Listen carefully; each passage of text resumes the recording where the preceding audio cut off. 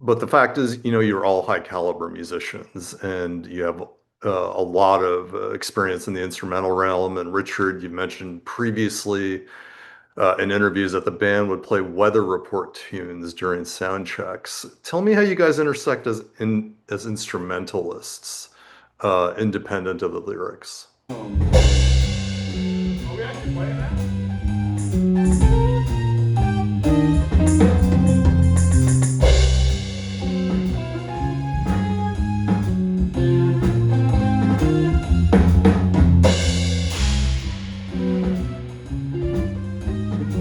He really gets Miles Davis and understands jazz, and we always loved Weather Report as we were coming through our early career with Pages, and trying to inject some of that into our music.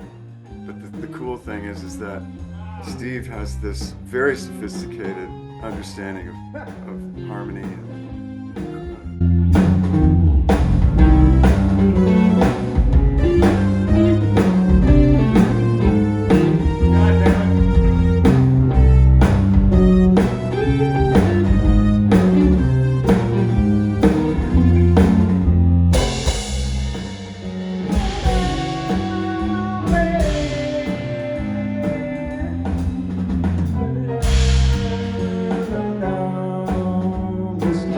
yeah, we loved playing Weather Report. We played Mr. Gone.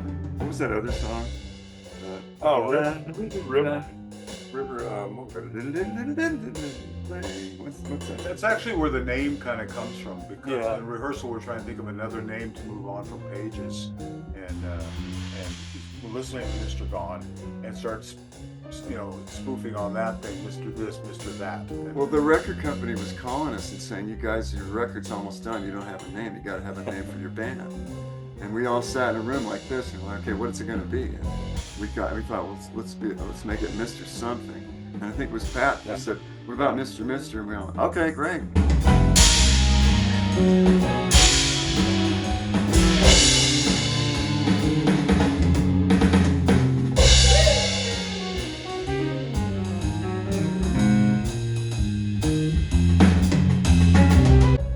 Well, Richard, I know you're being modest because I once hung out with Joe Zawinul and he called you an absolutely killer musician. Oh, well, that's great. that's awesome. It's true. It's a bit of a compliment. I admired him so much that I called him one day because So did I. a friend of mine, Carl Williams, who since his passed, he was famous for his role in Jesus Christ Superstar. He played Judas, a fantastic R&B singer, just one of the best. And he had done a song with Joe on the Domino Theory called "Can It Be Done? Can It Be Done? Is there one?" This melody thing just like knocked me out, and I just loved it so much.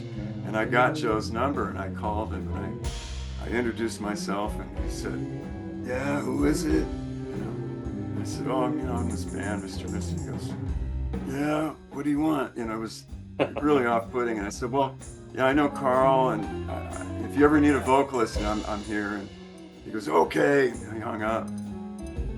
Calls me back the next day, and he goes, "Hey, my kid says you're pretty good. Why don't you come over?" So I live not too far from him. And I said, "When?" He goes, "How about now?"